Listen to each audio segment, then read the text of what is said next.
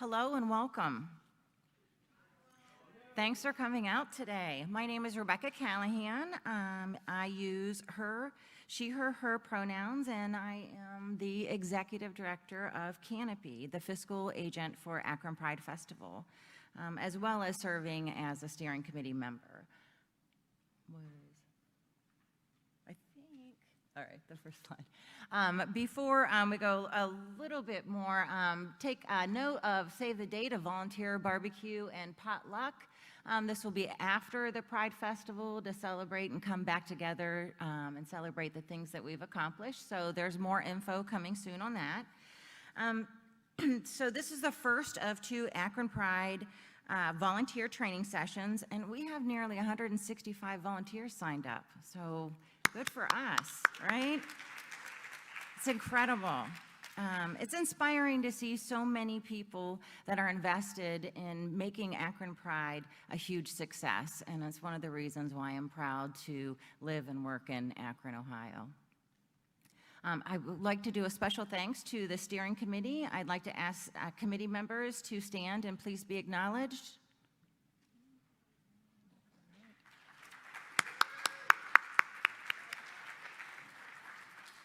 We have a great group of people helping make this possible in the steering committee.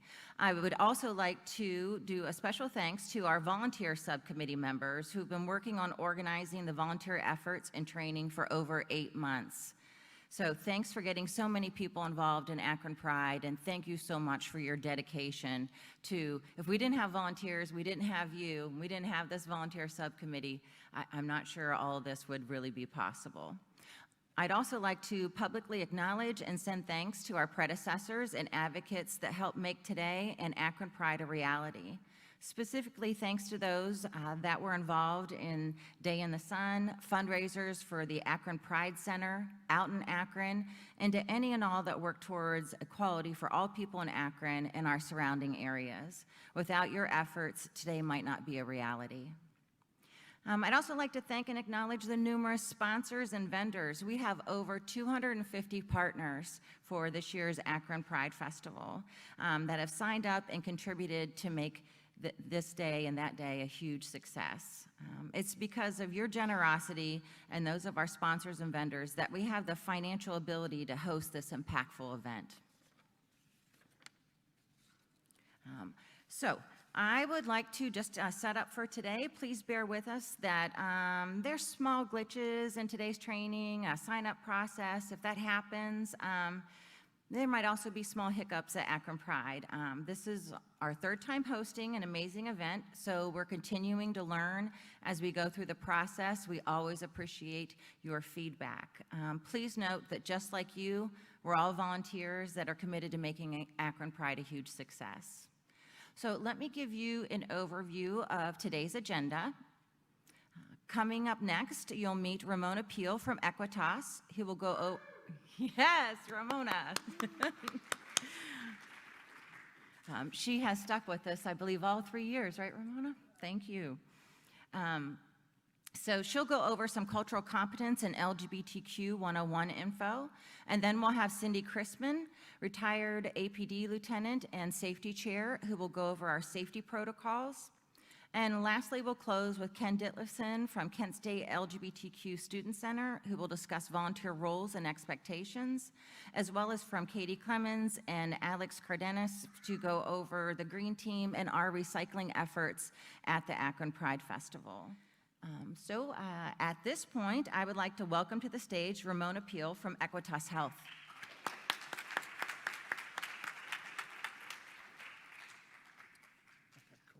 Good morning. Pardon me, thank you all for coming out this morning. So I usually pace back and forth on the stage like it's a TED Talk. I'm gonna try to stay here with the microphone, but if I get antsy, I'll grab the portable microphone and walk around. Okay, before we dive into everything, I have a couple of housekeeping things for the group. One is, hooray, paperwork and bureaucracy. I'm gonna start around our Equitas Health sign-in sheet. So if you could just, pass it around, and if you can, sign in before we leave today. Yeah. And you should, theoretically, when you came in, you should have gotten 2 sheets, a white sheet and a green sheet, at the Equitas Health Institute, which is the education, community engagement, and research arm of Equitas Health. We're really big on measuring empirically, data-driven, the effectiveness of our training. So the white one is a pre-test, right? We want to get a baseline of your knowledge about this material. And then you fill that out now. And then at the end, fill out the green sheet, which is the post-test. This also has room for you to talk about topics you'd like to see in future trainings, suggestions, feedback, what have you. A couple other things that are out on the table when you came in to register, and you can grab on your way out if you'd like. I have a big old stack of my business cards. So if you think of any questions you want to ask after we all leave today, feel free to contact me with the information on that card. We've got a card about the big event that we do every year down in Columbus, the Transforming Care Conference, which is in October. Really cool event, bless you. Registration is open for that right now.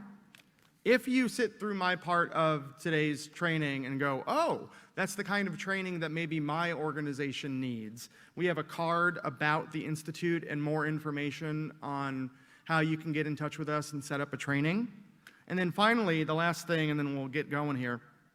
There's a card out there if you are a provider, broadly construed, anything associated with health and wellness, or if you're a community advocate, and you want to be in our statewide LGBTQ resource guide, there's a 2-sided card out there. It's sitting on the table next to a copy of the guide.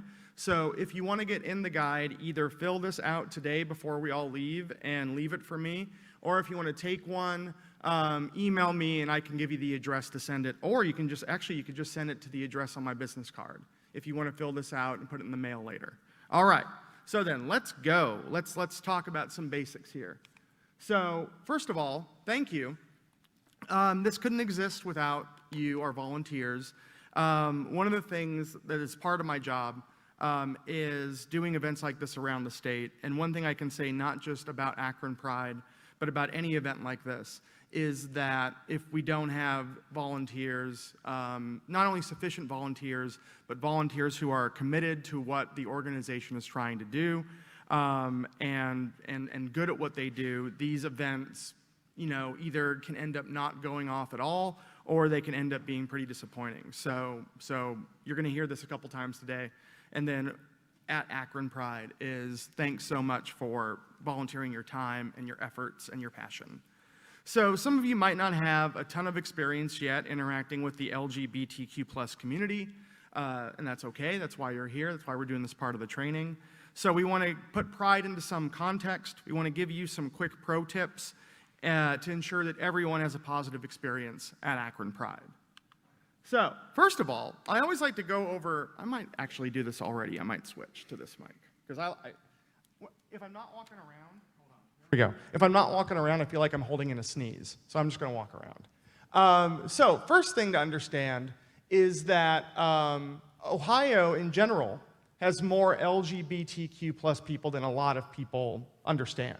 In fact, Ohio has the 6th largest LGBTQ+ population in the United States, among US states. So we know there's, at least from the data that we've been able to gather, there's over 300,000 LGBTQ+ people overall in the state, and there's over 39,000 trans, non-binary, and gender non-conforming folks in the US, which is more than enough to fill the stadium where the Akron Zips play football. So, it's a large population, and the other thing is that it is a growing population.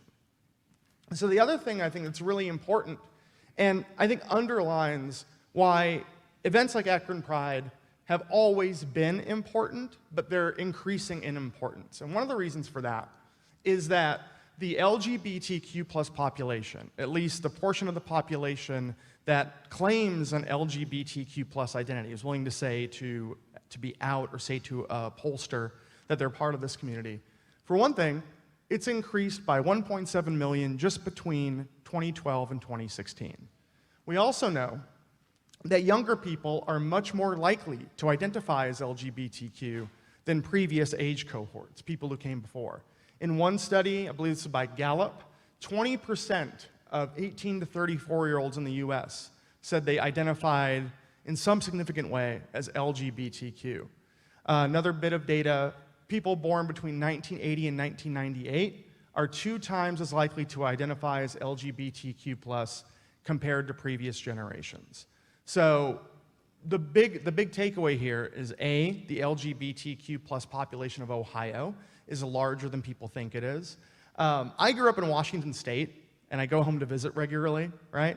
So whenever I go home to Washington State, people are always like, on some level, they're kind of like, "Are you okay?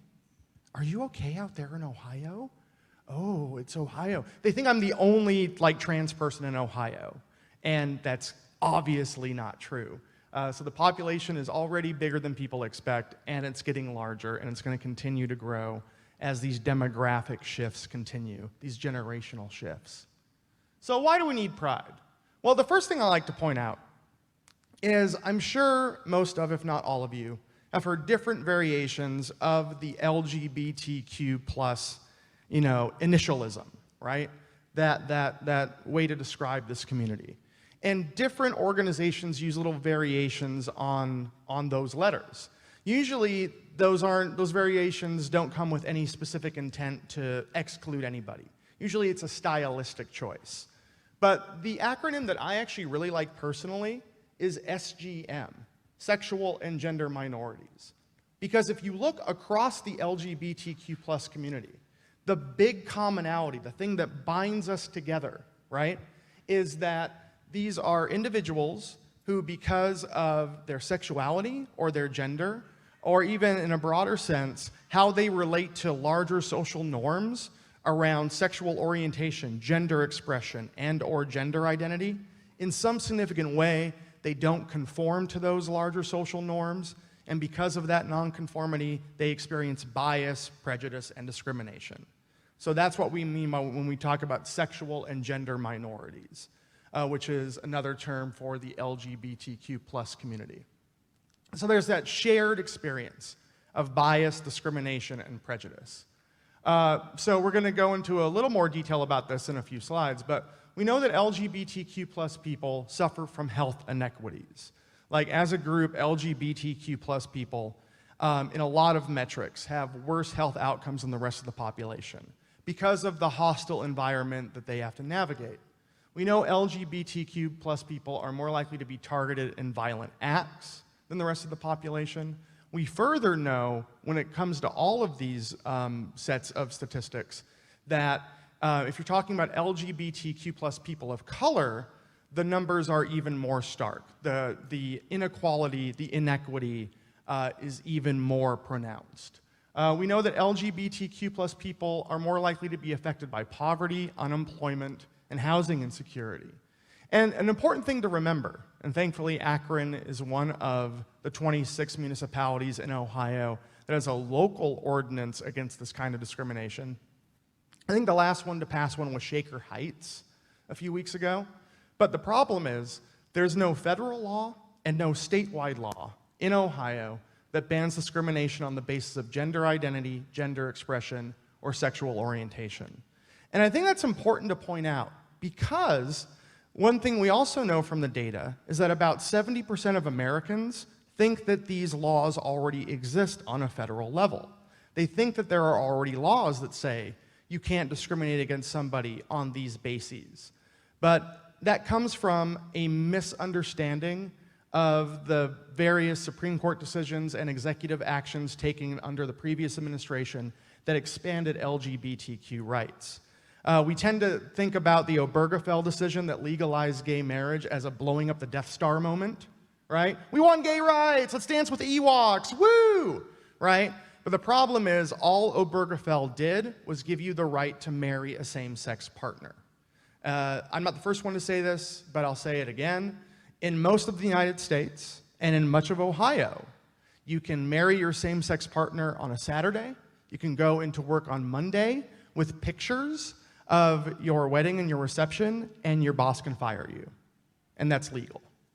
So that's an important thing to remember as background to everything else I'm going to say this morning. So what does pride, that's the term I'm just going to use interchangeably for pride festivals and pride parades. What does pride give this community? Well, the first big thing is it gives us a space to be ourselves. For many LGBTQ plus people, a pride celebration or a pride parade might be the first time they've ever been out as themselves. So it is, at least, the idea is it's a safer place to either explore your identity or be out about your identity. So for some people, a pride festival is where they're first out as who they authentically are. And then a lot of people's experiences, a lot of LGBTQ plus people, in their experience, maybe going to a pride parade or festival was what made them realize they were a part of this community. Maybe it was something that was a defining moment for them in understanding themselves. So that's one big reason for pride. It's also a space for community. I think that's why it's so important that every year we seem to have more pride celebrations in a greater number of cities across Ohio, because for a lot of people living in this state, they may not have a LGBTQ plus community immediately around them that they're able to interact with on a day-to-day basis. So for a lot of people, a pride festival, a pride parade is a space for community, right? It's a space for them to either connect with or reconnect with members of their community. So even for those who have that community, maybe you live in a larger city with a larger LGBTQ plus population, for many, pride is a deeply meaningful opportunity for connection, right? It's a space for remembrance. That's another big thing, is, this community is disproportionately impacted by violence. This community was and still is disproportionately impacted by the HIV/AIDS epidemic. So pride, in part, has its roots as a venue for solemn reflection and honoring our dead, essentially. And then finally, another big function of pride is that it's a space for political action. You've probably heard this before, but pride has always been a space for political protest and activism. In fact, the first pride was a riot.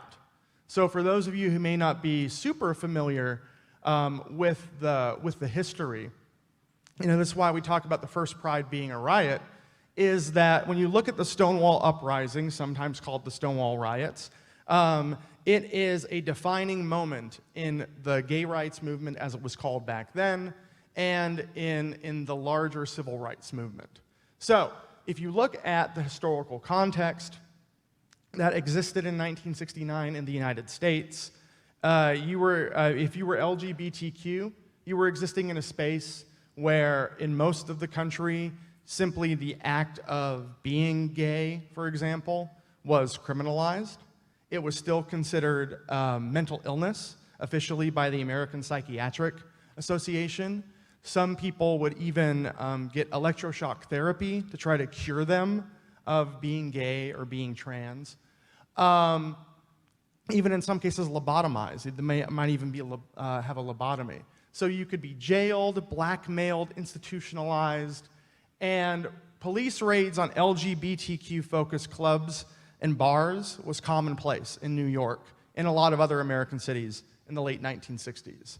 So in June of 1969, the NYPD descended upon the Stonewall Inn in New York City, and that night, the patrons fought back, right? That night, the patrons fought back against the NYPD. One of the things that was going on was that the NYPD specifically targeted trans people, drag queens, drag kings, butch lesbians who the police considered gender nonconforming, because at the time, for example, it was literally illegal in New York City and in New York State to wear the clothes associated with the other binary gender. You could go to jail just for that 50 years ago in New York. So, if you talk to different people, they will tell you different stories about, the thing of who threw the first brick, right? But what we do know pretty definitively is that three of the most important figures in the Stonewall riots were the lesbian activist and drag king Stormé Duvalier and two trans women of color, Sylvia Rivera and Marsha P. Johnson. Those three were unquestionably instrumental in sparking the Stonewall uprising. So, like I said before, specific people in the Stonewall Inn were targeted by the police. The uprising went on for multiple days, and finally got some mainstream press coverage contemporaneously in that moment. But the bigger factor, the bigger reason why it's important is that it becomes this motivating, rallying moment for LGBTQ+ people, not just in the United States, but worldwide. And one thing that's really important to remember is that the role of trans people and people of color in the Stonewall uprising is often overlooked or ignored. I don't know if anybody watches the Comedy Central show Drunk History, but they actually have a really good episode about the Stonewall uprising. It's pretty good, and it gets it right. So Pride marches and festivals began as a way to commemorate the Stonewall riots. In fact, Pride takes its name from the acronym of an early gay rights advocacy organization called Personal Rights in Defense and Education. So the first Pride marches happened the year after. This doesn't take forever to percolate. In cities with large LGBTQ+ populations, just the first year after the Stonewall uprising, you had these Pride marches. First in Chicago, Los Angeles, San Francisco, and New York. You had the parades, the marches, and the first Pride Festival was in Los Angeles in 1974. So now there are over 200 Pride celebrations in cities worldwide. The 2018 NYC Pride Parade attracted over 2 million people to it. And just pretty consistently, Columbus's Pride Parade and Festival attracts around 500,000 attendees. Now, one thing that I think is important to note that is a critique of Pride as it's developed today in 2019 is that a lot of people critique it for losing touch with the movement's radical roots, that reality of the first Pride being a riot, and also for becoming overly commercialized.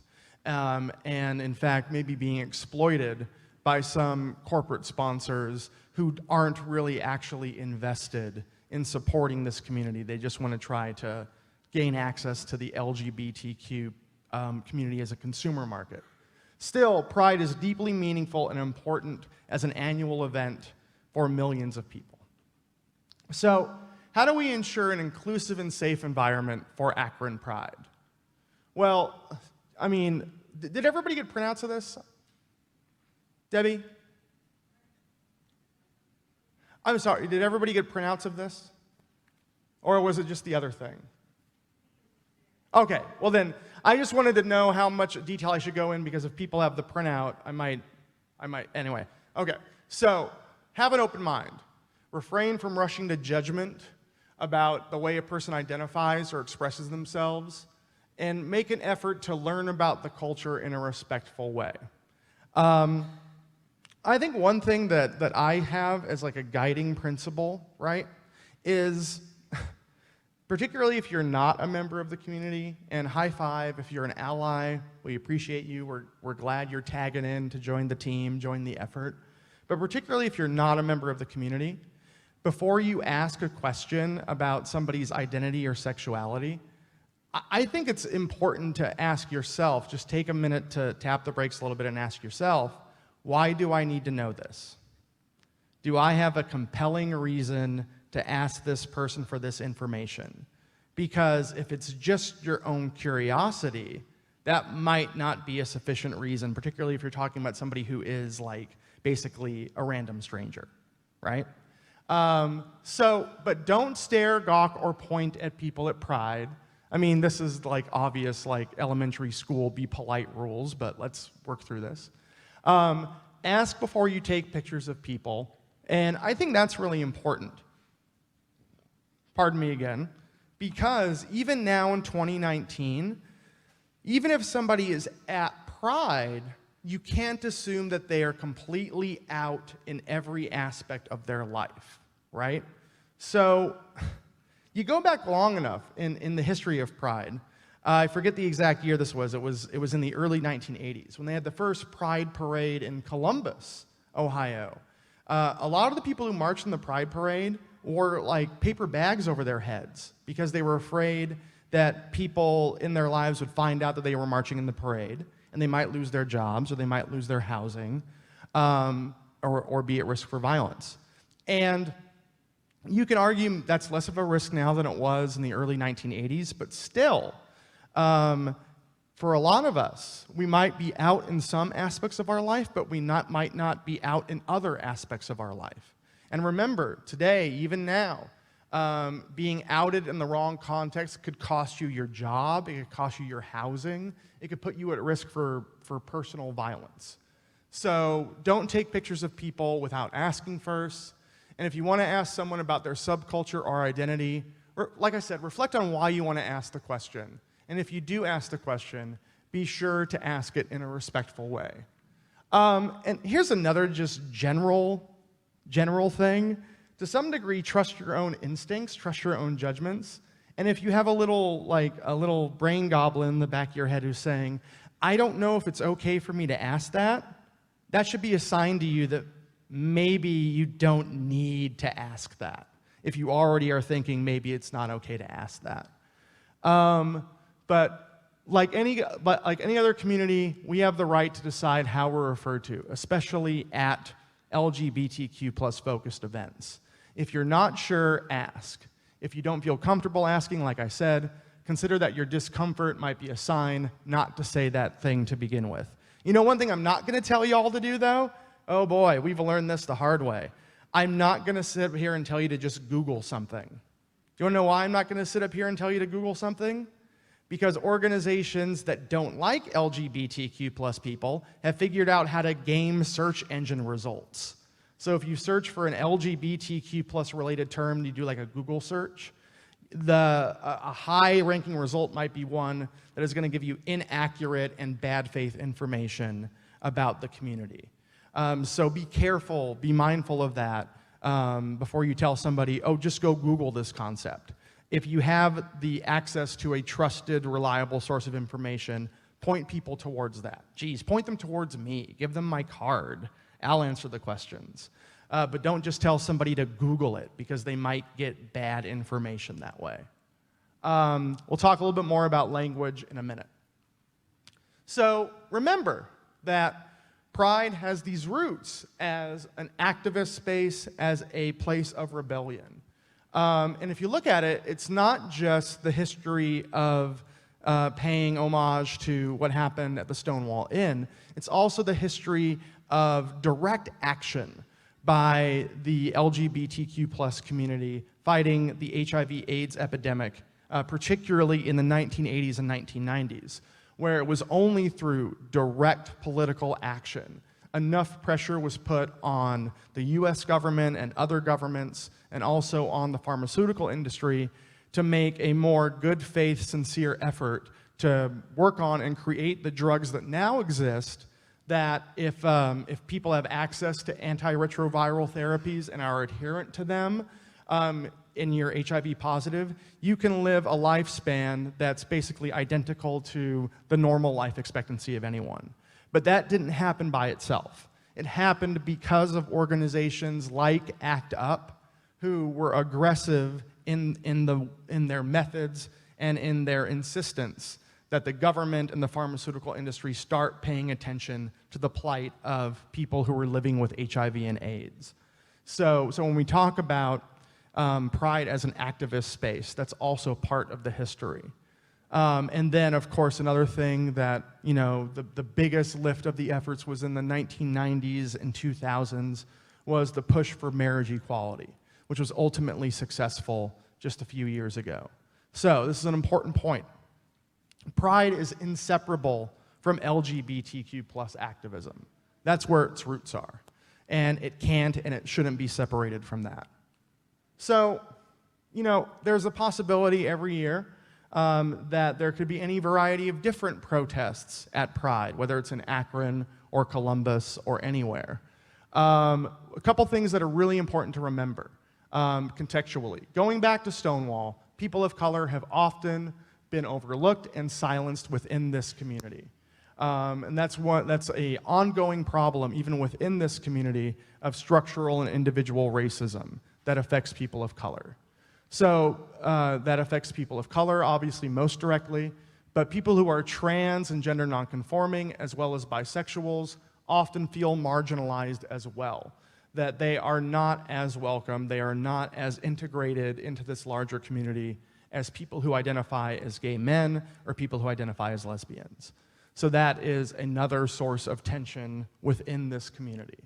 So groups like Black Lives Matter, and in Columbus, most famously, the Black Pride 4, they argue strongly that oppression is intersectional, that it crosses lines of group identities, and particularly for people who are multi-marginalized, people who are members of multiple groups that experience marginalization and prejudice and discrimination. They argue that nonviolent protests at events like Pride bring badly needed attention to that prejudice and discrimination that is suffered not just by LGBTQ plus people of color, but also people of color in the United States in general. So you may see these sort of protests, peaceful protests at Pride. The other thing that you may encounter too is there may be a small group of anti-LGBTQ plus protesters at Akron Pride. I know that it's an annual part of Columbus Pride, that there's at least a small clump of anti-LGBTQ plus folks that take time out of their busy schedule to harass a bunch of people who are just trying to celebrate their identity. Woo, hooray. So, some practical tips and advice. So I want to talk a little bit here, and just so we make sure we get all through all the material, I'll be honest, typically I like to have questions as we go through this, but we are going to hold the questions until the end. So either grab me individually, or if we end up with question time at the end, I'll come back up here on stage if that's what people want. Or if you want to ask me questions later, just shoot me an email to the information on my card. But let's talk a little bit about best practices around pronoun usage, in particular in gender-inclusive language. So, a couple of things that are broadly applicable to this community. You wouldn't want to call, in general, you wouldn't want to call somebody a homosexual. You would say that they are gay, or a gay man, or a lesbian, or a gay person, or gay people. Homosexual has its roots actually from a community of German sex researchers going back to the 1800s. So it has its roots as a clinical term, but it's not in wide usage as something that's seen as an acceptable describer of people within the community. You wouldn't want to say that somebody has a sexual preference. You want to avoid the term preference. Some people have a preference for pineapple on pizza. Woo, me, yay. But a lot of people don't share that preference, right? A lot of people don't share that preference. It's really funny, growing up in the Pacific Northwest and then moving here, where I grew up, Canadian bacon and pineapple on pizza is like the default pizza, right? You know, but here it's weird. Anyway, we also dip our fries in tartar sauce in the Pacific Northwest. I found that people out here think that's weird too. Yeah, right. And by the way, fun fact, did you know that tartar sauce is just mayonnaise with relish in it? The more you know, boom. So you wouldn't want to say that somebody's, like, who they love, who they're attracted to, who they partner with, you would not want to say that it's their preference. Because when you say something is a preference, it gives the impression that it's optional. And it's not optional. It's an integral part of who we are as human beings. So instead you would say sexual orientation, or you could talk about who people are attracted to or partner with, but you wouldn't want to talk about somebody having a sexual preference in this context. This one is pretty well out of usage, but you still hear it once in a while. Admitted homosexual or avowed homosexual. I don't think I need to explain that that terminology has a negative connotation to it. It makes it seem like it's illicit and not above board, not okay. So we would instead say, you would say somebody is an out gay man, or an out lesbian, or an out queer person. Or for me, I guess I feel like sometimes I'm trying to play bingo with the LGBTQ initialism. I would say that I am out as a bisexual, queer, trans woman, right?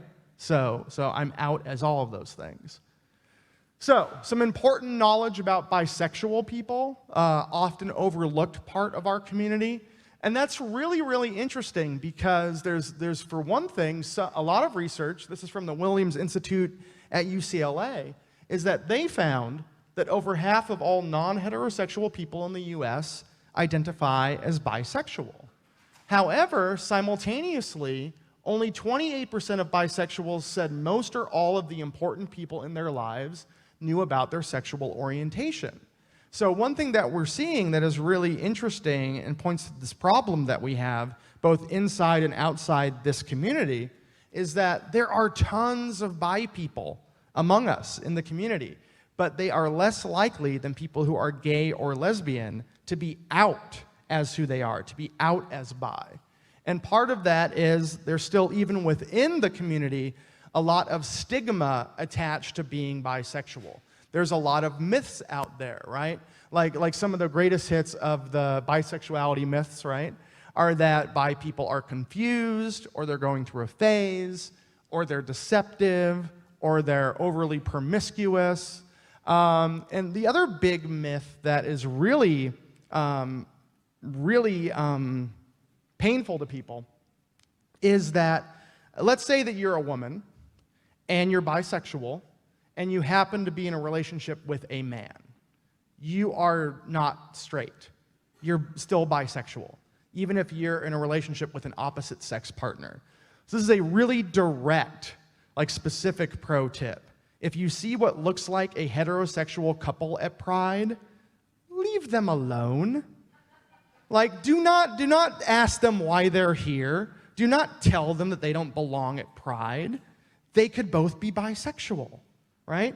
And you also, just by looking at a person, as we're going to talk about in a minute, just by looking at a person, you can't possibly know what their gender identity is, right? So you don't know if they're straight or bi or pansexual or asexual or any number of different parts of this community just by looking at them.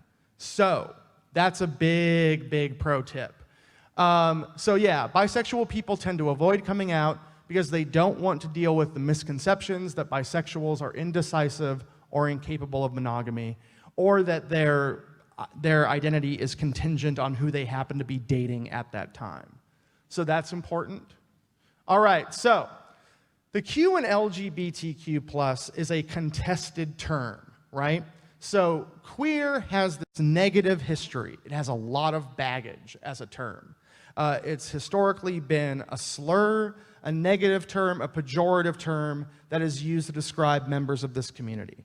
I mean, I can say from direct experience, back in the 1980s when I was still pretending to be a boy, the boys on the playground in grade school at recess would play a charming game that they called Smear the Queer.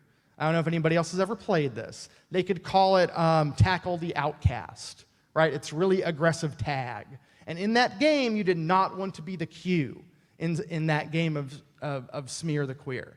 So I think a legitimate question, particularly if you're new to all of this, is why would somebody, including me, in 2019 identify as queer, say that being queer is part of my identity?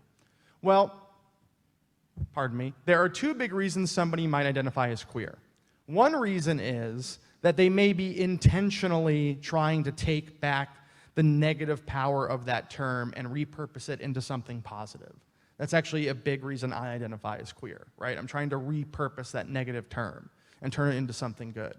Another reason somebody might identify as queer, and somebody could identify as queer for either or both of these reasons. We see this particularly with some younger people, is they may look at the whole laundry list of other identities and other labels that people could adopt in this community, and they might look through all of them and say to themselves, I don't know if any of these exactly fit me, but I know that I'm some combination of not straight and or not cisgender. So let's just say that I'm queer. For some people, it's sort of a catch-all phrase to impart to other people, hey, I'm just to some degree not straight and or not cisgender, right? So here's the thing. So what I tell people to do generally is what you don't want to do is go up to somebody, particularly a stranger, and say, so, are you queer? You don't want to do that. You might justifiably get a bad reaction. But if somebody says to you, like I said a few minutes ago, that part of their identity is that they are queer, that's cool. Roll with it, right? That works for them. So like it says up here, you don't want to talk about it like that. So yeah, you want to, if someone identifies as queer and asks to be referred that way, that's okay. But being queer isn't like a noun or object like it is when you say a before it. So you wouldn't want to use it in that way. And okay, here's another one that's just in case it isn't obvious. No slurs ever. I'm not going to say the worst ones. And just for a little bit of preemptive pushback, it doesn't matter if you have a LGBTQ plus friend that has used that term and you're like, they say it. That doesn't mean you can say it. And it also doesn't mean if maybe you heard it on a show that you like maybe you heard something on something like RuPaul's Drag Race, somebody said, like, well, they said it on that show. Doesn't mean that you can say it to regular, everyday people in your day-to-day lives. So yeah, stay away from those. Oh, okay, so some stuff more specifically to trans folks. We don't want to say somebody is transgendered, right? You want to say somebody is gayed. You want to say somebody is lesbianed, right? So instead, you would say that somebody is transgender. That person is trans, that person is transgender. You wouldn't want to say he's a transgender. That's a little dehumanizing, right? That's objectifying. So you would say he's a trans man, or he is transgender. This one, yeah, don't ever say it, don't say it, don't say it, don't say it, do not say it. It is an intensely hateful slur. It's seen as an intensely hateful slur by the vast majority of trans women. So I guess another general rule that isn't up here on the slide that I'll just add is generally stay away from terms you may have learned if heaven forbid you ever looked at online porn. If that's where a term came from, you probably shouldn't be using it in your day-to-day life, particularly to describe other people, right? Like that's one of those. So let's imagine somebody who's a trans man. You wouldn't want to say that that person was born a woman, because we're not born a woman or born a man, we're born a baby, right? So you would instead say that that person is assigned female at birth. Or I would say that I was assigned male at birth. That's much better terminology. So some questions and statements to avoid. Oh boy, when you find out that somebody's chosen name is different from their legal name, do not ask them what their real name is. Their real name is the name that they just told you, full stop. Don't ask LGBTQ people who the man is in their relationship. I don't know why people seem really fixated on this, but it still appears to be a thing. And yeah, there might not be any men in the relationship, right? Oh boy, these two are fun if you're a trans person. Oh, if you're trans, we love it. I'm being sarcastic. We love it when people ask us if we've had the surgery. Because I know that something I love to do in my day-to-day life is go up to complete strangers and ask them about their genitals, right? Once again, ask yourself, is there any reason that I need this information? And 99.9% of the time, there is no compelling reason for you to have that information. So don't ask a trans person if they've had the surgery. This other one is a variant of that. Some people have figured out that it's impolite to ask, have you had the surgery? So they'll ask, have you completed your transition? Which is essentially code for, have you had the surgery? When I get asked this, I tend to get snarky, and I'll be like, oh, I don't know, man. If you think about it, does anybody ever like really complete their transition, man? Like if you think about it. So don't ask that. In general, avoid questions about a trans person's pre-transition life unless they explicitly say it's okay to ask. I always have that disclaimer because I always like to say as part of my job, I'm on the clock, I do this sort of work. I think informally part of my job is to be the trans piñata, right? And since I have this position and this life experience and this knowledge, you can ask me those questions. Now, Now, my response might begin with, I will answer that question, but please don't go ask another trans person that question, because they're not like on the clock for answering those questions. Okay, so another question that LGBTQ plus people, and also, frankly, people who might be biracial, that's another way this comes up, is one thing that happens is often to LGBTQ plus people, when people find out that you have children, they ask, are your kids adopted? Now, obviously, there's nothing wrong with adoption. There's nothing wrong with being adopted or adopting children. But what the problem is, when you're asking this of LGBTQ plus people, it's coming from a space of a heteronormative assumption that the only way that you could have children biologically is if you are straight, right?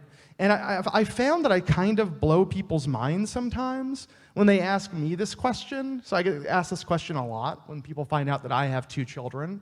And if I'm in a mood where I'm being honest, I'm like, you know, I didn't transition until my late 30s. I had a marriage and a whole thing before I came out as trans. So yeah, those are my children, made the old-fashioned way, I guess, right? And that for some people that like blows their minds. So yeah, don't ask LGBTQ people if their kids are adopted.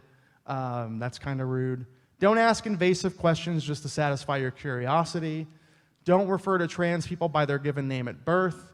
I would say, I would even alter this a little bit and say, just in general, if somebody asserts a chosen name that is different from their birth name, respect that, right? They don't have to be trans, right?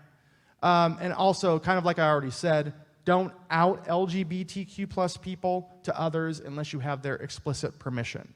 You can run out after we're done today and say, this sweaty, loud trans woman in an ugly shirt she got from Target talked at us for an hour, go for it, right?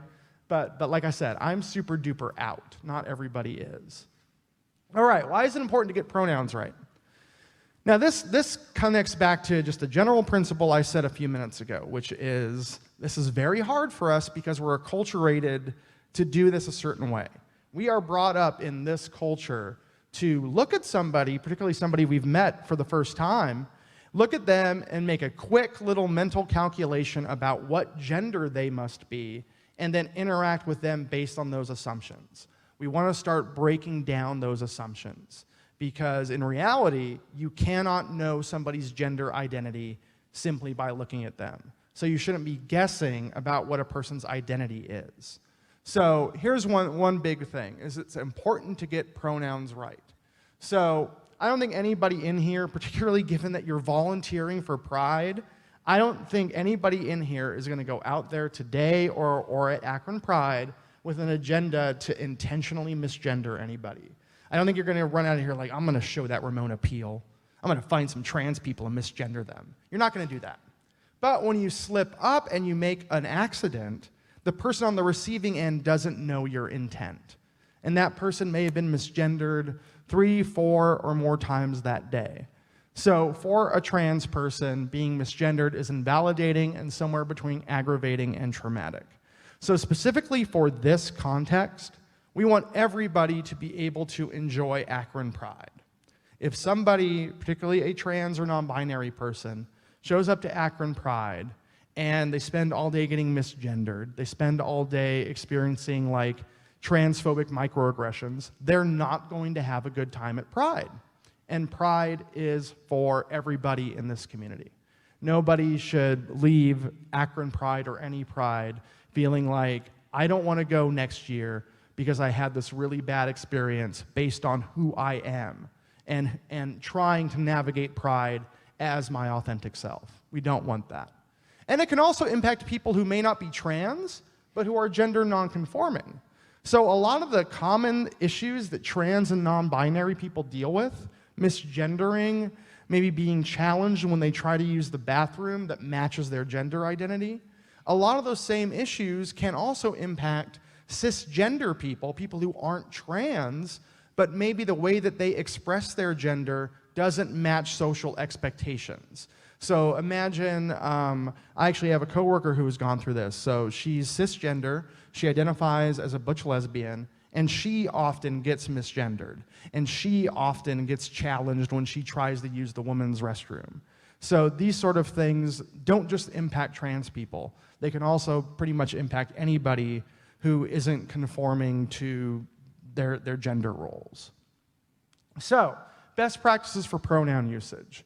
So ideally, what we would do, and I forgot to actually formally introduce myself at the beginning, so I'm going to do it now, just so I model the behavior. Hi, my name is Ramona, and my pronouns are she, her, hers. So we think that's best practice for everybody. If you meet a new person and you're comfortable doing so, it's really helpful to introduce yourself with your name and then also just quickly share the pronouns that you use to describe yourself. And we like this for a couple of reasons. One is that it cues the person you're talking to that it's okay to reciprocate. It opens up the space for them, if they want to, pardon me, if they want to share their pronouns.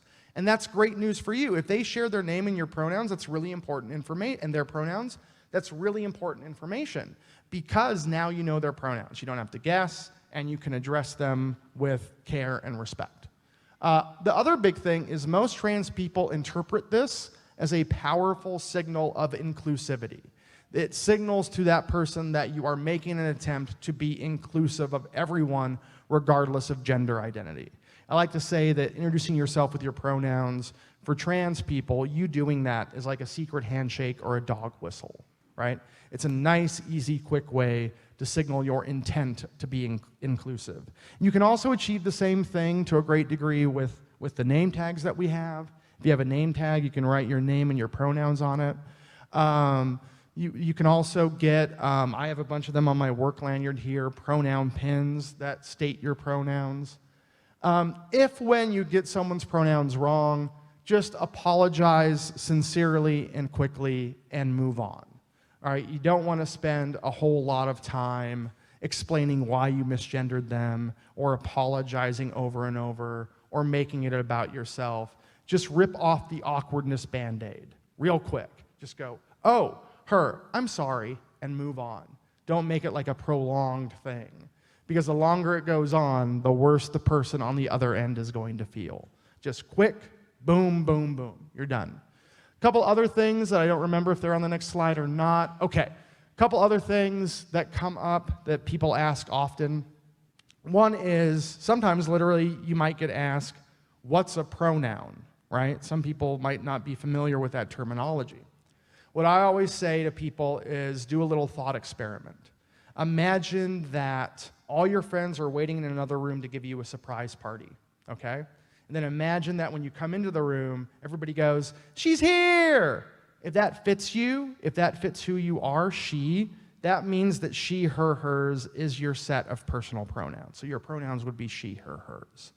Another thing that I get asked sometimes is, well, what do I do if I introduce myself with my name and my pronouns and somebody is like, why'd you do that? What's that mean? What we always say, at least at Equitas Health, is we always say in response to that, we say that we introduce ourselves with our name and our pronouns because we're trying to create a welcoming and inclusive environment for everybody regardless of gender identity. So it's a quick, simple, brief explanation that we found works pretty well. So another thing too to remember is that most but not all non-binary people use they, them, theirs as their set of personal pronouns. And it's always important to do a little bit of work on this because some people feel like this is grammatically incorrect. It's not. In fact, like it says up there, the singular they was the 2015 word of the year from the American Dialect Society. And like it says up here in the little graphic on the slide, we use the singular they all the time. If we're talking about an absent person and we don't know their gender identity or anything else about them, it might go something like this. If you and a friend went into a room and there was like an unattended iPhone 10, you might say, oh no, someone left their iPhone. Dang, I wonder if they'll miss it. Of course they will, it's their phone. So you already use the singular they if you're referring to an individual who isn't there and you don't know enough about them. So you just apply that knowledge to somebody who uses they, them, theirs as their pronouns. Finally, another big thing, even before I get to this, remember how a few minutes ago I said what you don't want to do is guess in terms of people's pronouns based on their appearance? You don't want to do that? Oh, awesome. Thank you. You don't want to do that. So what we counsel people to do, what we think is best practice, is if you're meeting somebody for the first time, obviously you should introduce yourself with your name and your pronouns. But there are circumstances where you might not get that person's pronouns back, or it might not be a situation where it's easy to share pronouns. If you don't know somebody's pronouns, try to get out of the habit of guessing their pronouns based on their appearance. Instead of your brain scanning a stranger and going, and in your brain goblin goes, that looks like a girl, so I'm going to say she. You don't want to do that. If you don't know what the person's pronouns are, you would say, oh, they're next in line, right? Or if there's a bunch of people and you need to be a finer distinction, a finer differentiation, you would say, the person in the red shirt is next in line. So if you don't know what somebody's pronouns are until you do, best practice is to default to addressing them with their name or the singular they. And then another thing too is work on using gender-inclusive language.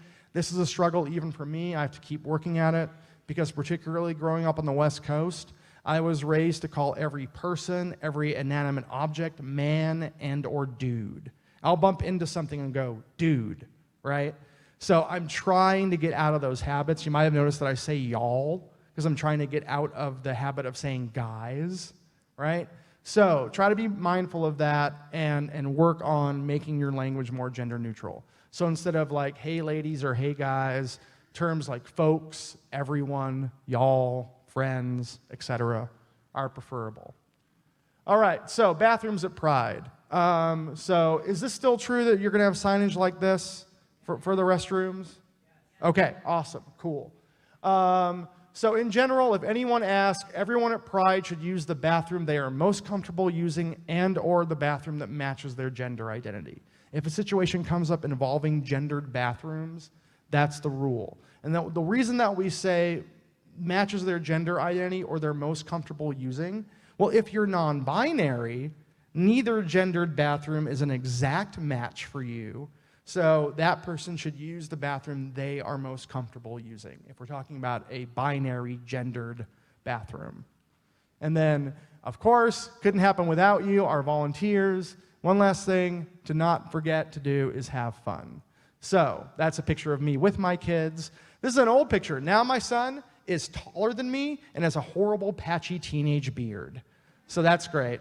So that's my son Jack and my daughter Lily. I'm not going to take up any more time. All right, cool. Thank you.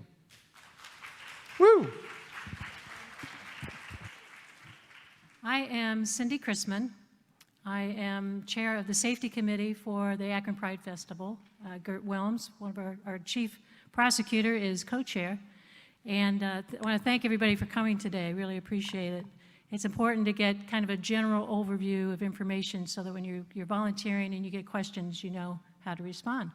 I am a retired Akron police officer.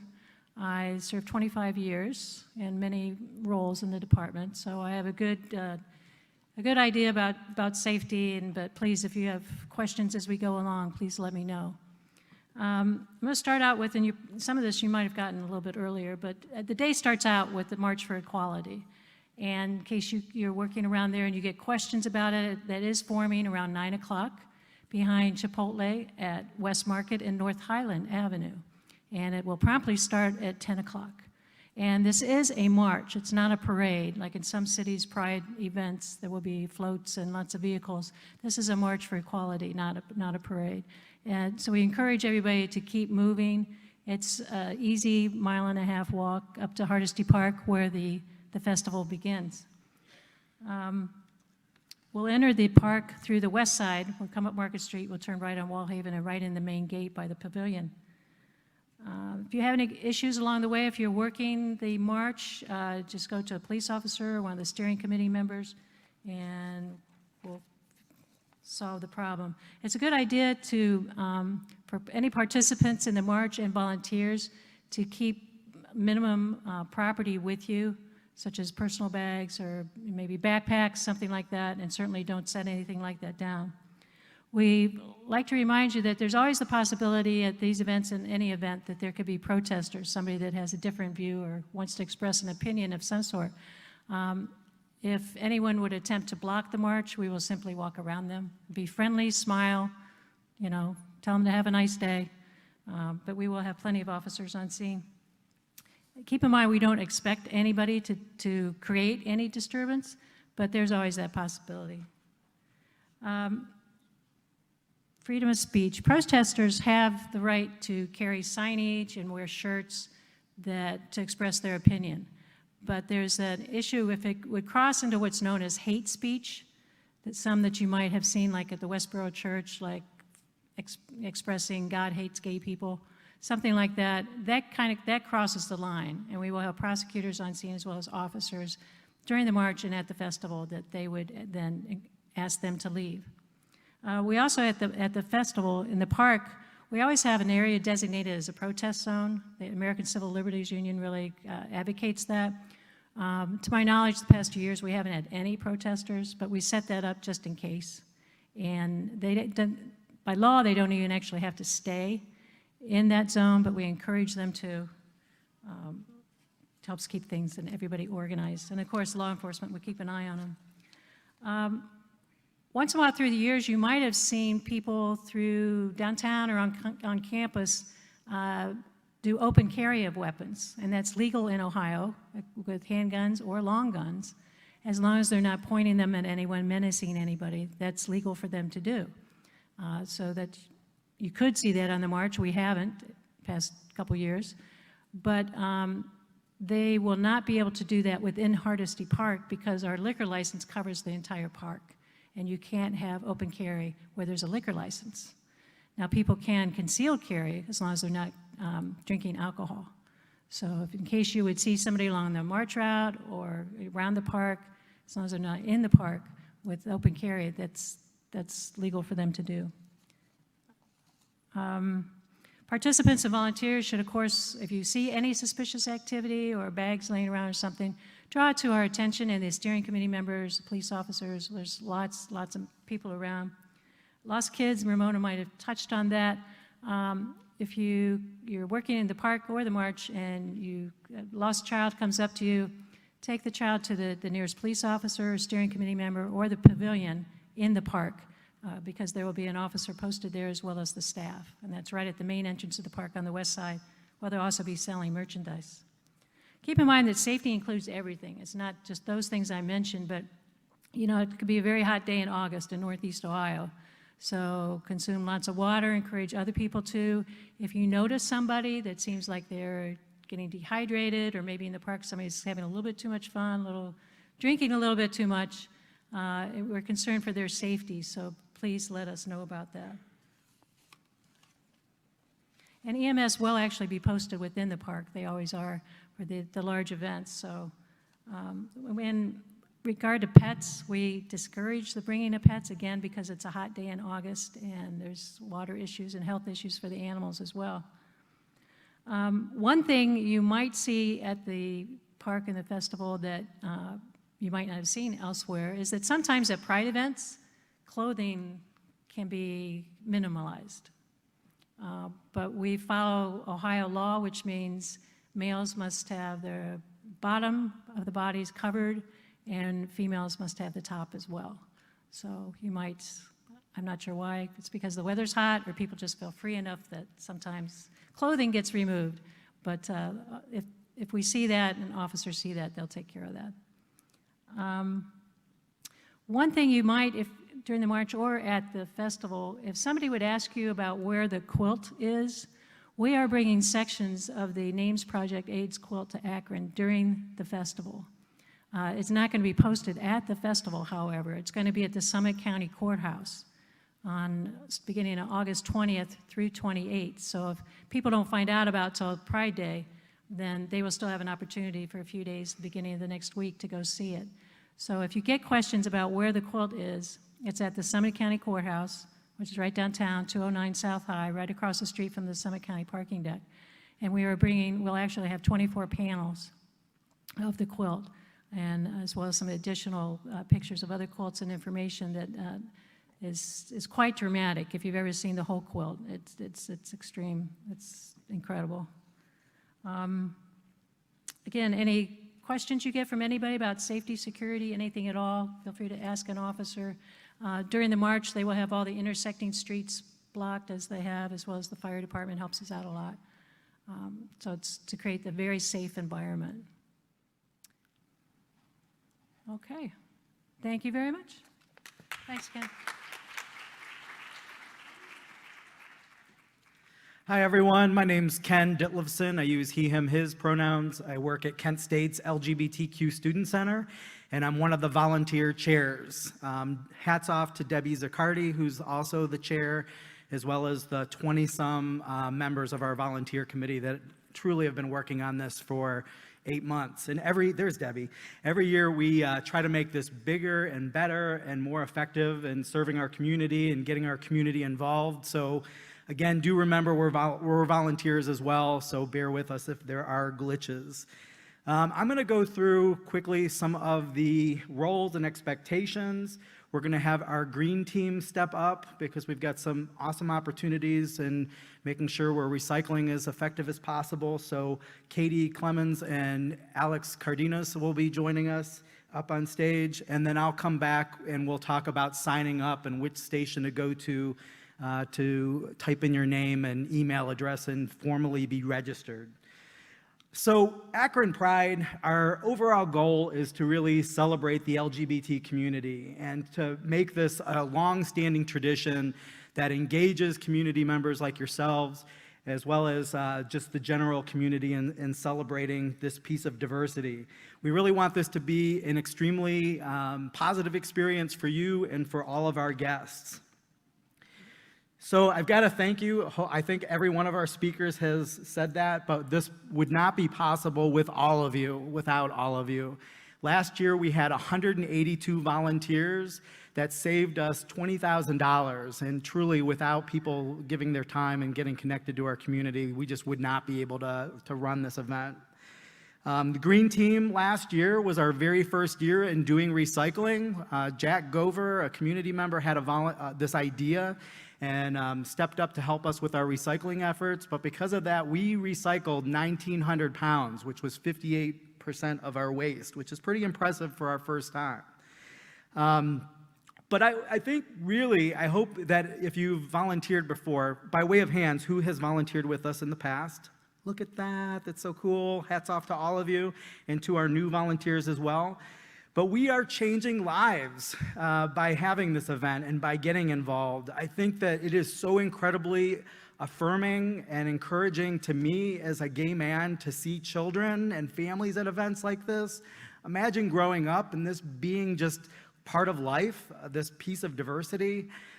So being involved by volunteering and just being part of this, we really are changing this community to be more inclusive of everyone and these differences.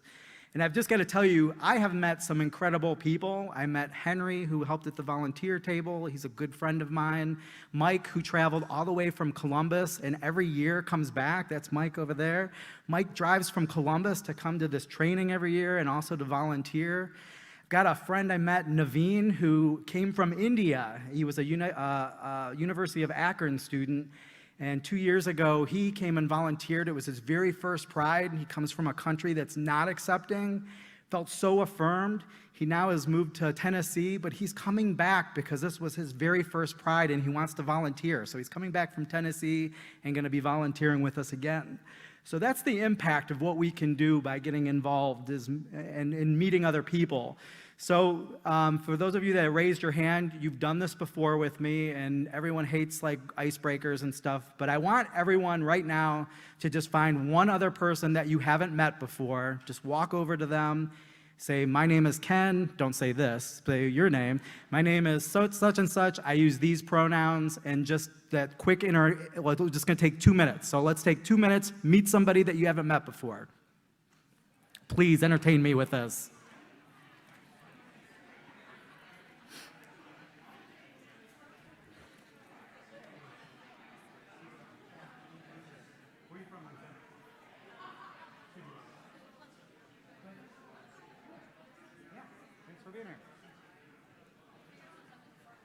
Yeah.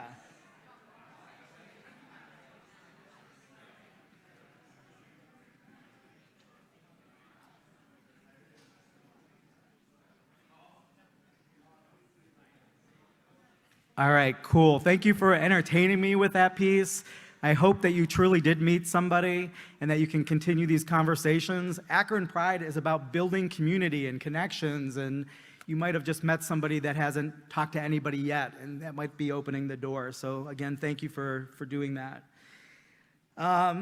There's benefits to, you're helping us in building an inclusive community, but there's truly benefits for you too. I hope that you will have fun with us by being involved, that you'll feel like you're part of this inclusive community. There will be a survey that'll be sent out, and every year we try to get better and better, so do give us suggestions. But I gotta tell you, 96% last year said that they had a great time experience volunteering with us. I hope that was your experience, but we did take some pieces under advisement, getting more like fresh fruit we're gonna have available, streamlining our volunteer table registration. Henry and a whole team has been working on that. So we did work to try to make things smooth based on your feedback. Also, just like last year and the year before, volunteers who give your time, those that come to this training and do a 2 and 15-minute shift, you're gonna be getting free food all day. So there's going to be free pizza, there's going to be free salad, and free fruit, so long as supplies last, but we always have more than enough. So our volunteer area is going to shift a little bit. When we get to the map, I'm going to point that out, but when we used to be kind of in the middle right next to the pavilion, now we're going to be next to the pavilion, but on the other side by the baseball diamond. That'll be where the tent area is. And in order to access the food, you just will need to have your volunteer shirt on that you'll be issued, as well as your lanyard. So those will be the things that we'll look for, and you'll just need to eat the food while you're in that space. We ask that all of our volunteers consider parking at the Red Cross building and utilizing the shuttle service. That'll just ensure that there's lots of parking for all of our guests. It's not a requirement, but we do ask that if you're able to. The shuttle is running all day long from 9:30 in the morning until 7:30 p.m. So like my husband and I, we live in Highland Square, so we walked over to the march, we marched down to Hardesty Park, and we were able to get back by using the shuttle and without having to worry about a DUI or finding a parking spot, so do consider utilizing that service. If you're volunteering early with us, you can park at the north end of the park, and also Uber and Lyft is always a great option as well. So the park, let me just point that out. The pavilion is right here. This is Market Street. We'll be coming down with the march, entering over here to the pavilion, and the volunteer area is by the baseball diamond. Early volunteers, the north end of the park would be towards the back end. This is going to be the general parking for Hardesty Park. Okay, so diving into some of the tasks. There's lots of setup that's going to be needed on that Saturday, August 24th.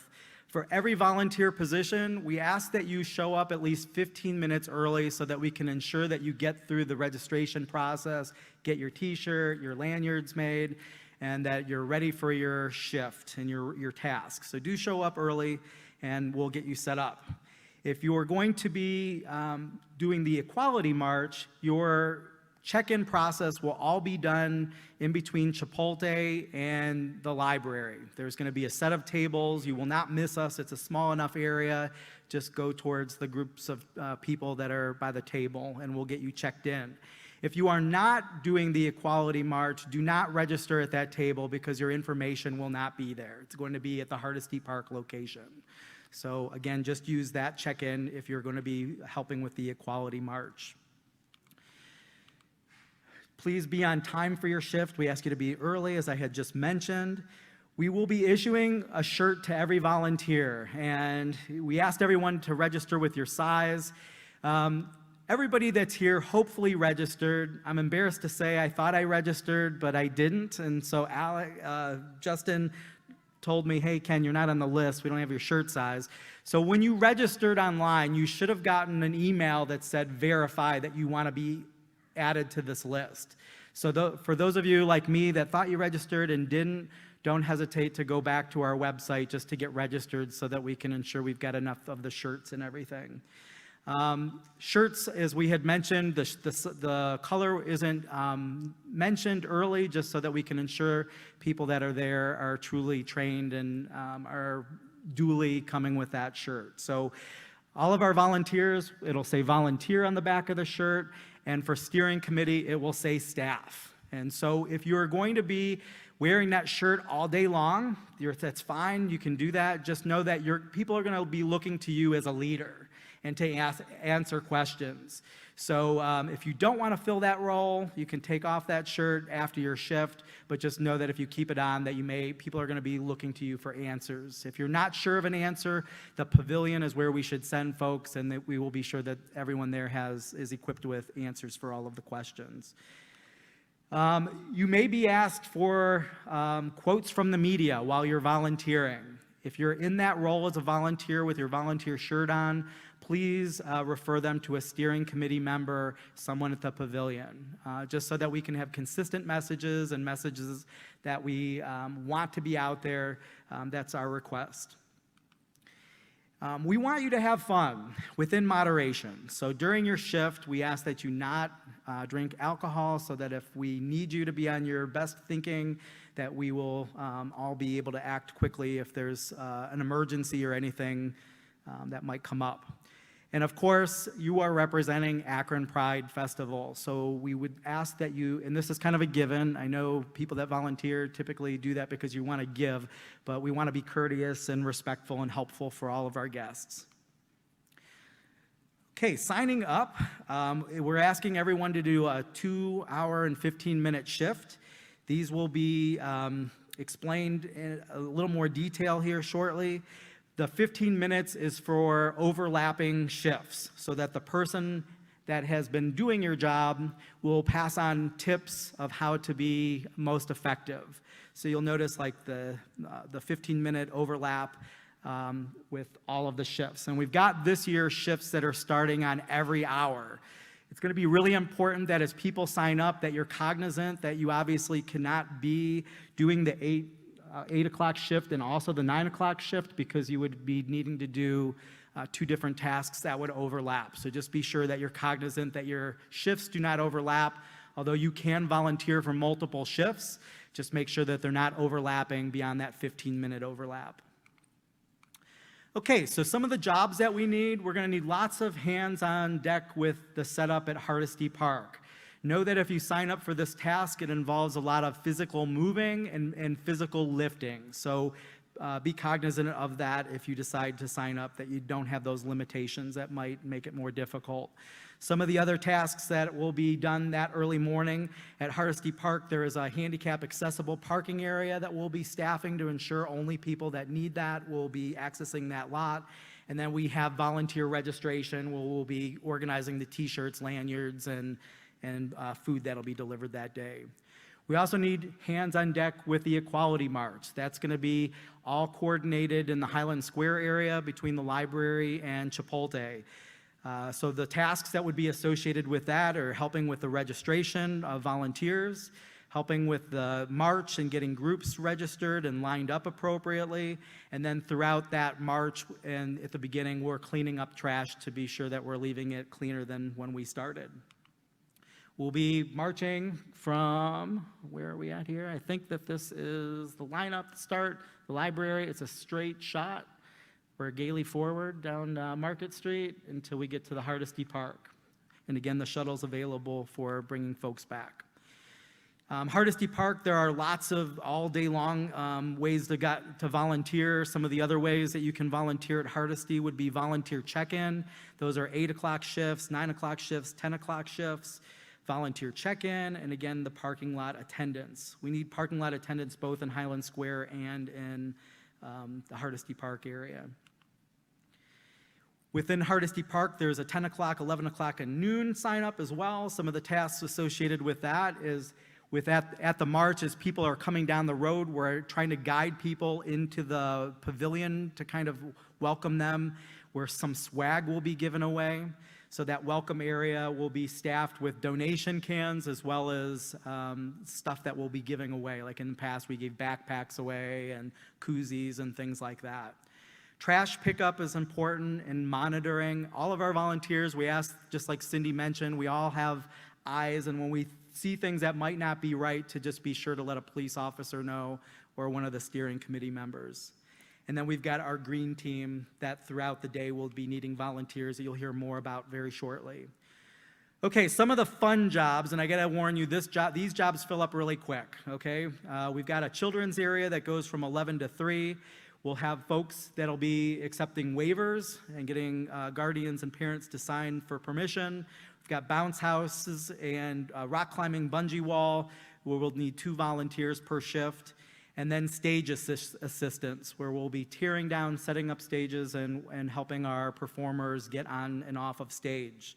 Again, these shifts fill up really quick, so make note of this. If this is an area you really want to help with, you might want to go to this shift first.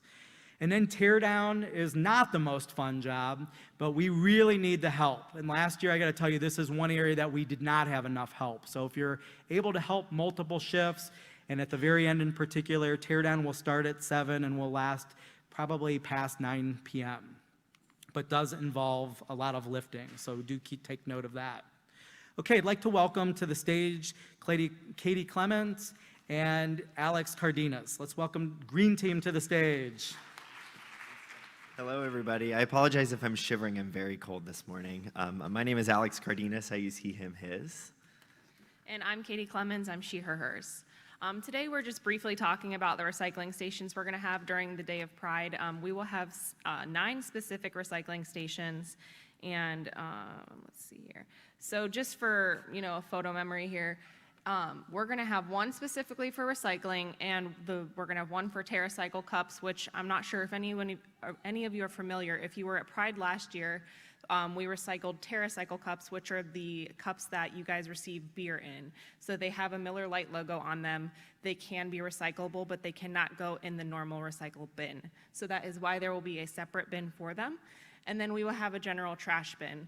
As I did mention, there's the 9 recycle stations, and then we will have regular trash bins scattered throughout the park to ensure that we're making sure it's clean throughout the day. We will provide a little postcard of what is and what is not going to be recyclable. There are a lot of confusion with the city of Akron of what has been deemed recyclable and what is not now. So I'm sure a lot of you either know or do not know glass is no longer recyclable in the city of Akron. So just something to note when we're being conscious of what we're throwing in those bins. So other than that, we just want to make sure that we're being conscious of what we're doing that day and making sure, like Ken said, if there's things on the ground, please pick them up because otherwise they're just going to sit there all day and it'll be a harder cleanup for everyone at the end who is a part of that tear down. We will be providing gloves for, do you want to talk about the gloves? Yeah, so the TerraCycle cups obviously are going to have beer in them. You're going to be emptying the liquid into buckets so that that is not going into the TerraCycle recycle bins. We obviously want you to be safe, and we don't want you to get any liquids on your hands. You're going to be touching trash as well too if the guests or those attending the festival are handing you any trash or recyclable materials, and we don't want you to get that on your hands as well too. So just a safety precaution. I work in hotels, and I know we're with cleaning chemicals and a lot of things you don't want to touch on your skin, so we'll provide those as well too. And it's really not just an effort for those that are on the green team, because we're going to have 2 people stationed at each of the 9 stations. It's really an effort for everybody here to know exactly what is recyclable, what isn't, to make sure that we can hopefully increase our numbers. I know Ken shared our numbers for exactly what we did recycle last year, and this is our first time doing this, so it's new to both of us. We're learning a lot as time has gone on. I know in Cuyahoga Falls, I believe we still recycle glass, so the glass not being recyclable is new to me.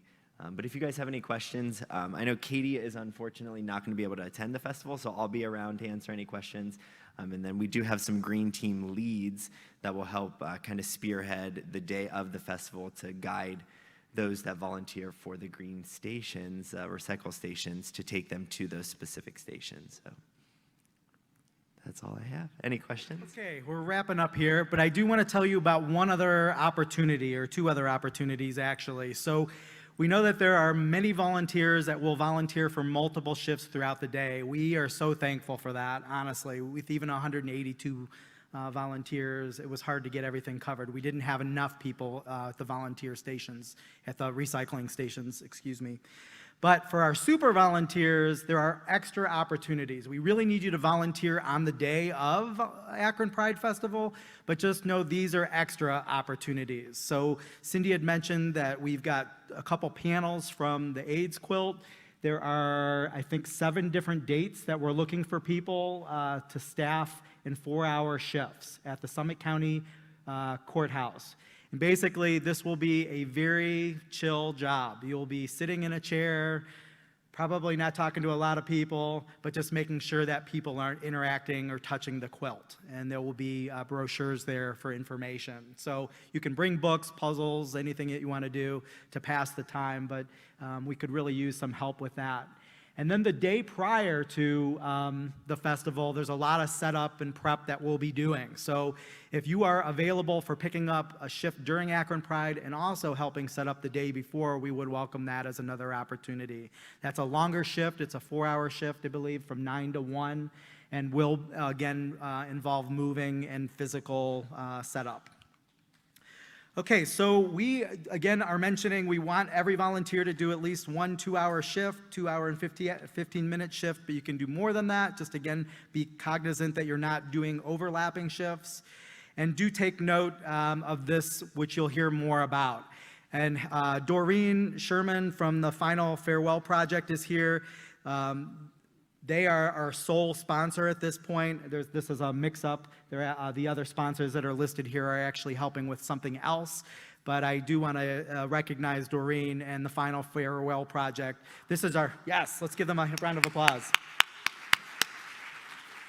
I mean, you're going to get a cool shirt to keep and a cool lanyard, and you're going to meet new people, but this will be one more opportunity where we'll be asking folks to bring something to share, but we'll also have some food provided and a celebration of all of this community building that's happening. So with that, this concludes our training, and I do...